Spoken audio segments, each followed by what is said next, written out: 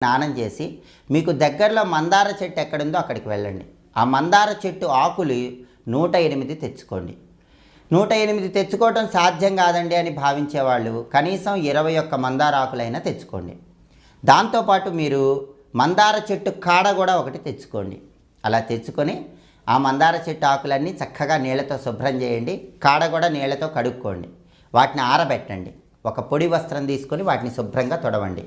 అలాగే అష్టగంధం పౌడర్ అని ఉంటుంది, బయట పూజా సామాగ్రి షాపుల్లో లభిస్తుంది. ఈ అష్టగంధం తీసుకొని అష్టగంధంలో కొద్దిగా నువ్వుల నూనె కలిపి అష్టగంధాన్ని పేస్ట్ లాగా చేయండి.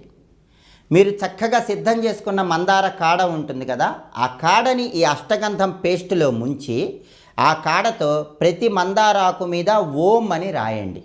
మీరు 108 ఆకులు తెచ్చుకుంటే 108 ఆకుల మీద ఓం అని రాయండి. 21 ఆకులు తెచ్చుకుంటే 21 ఆకుల మీద ఓం అని రాయండి.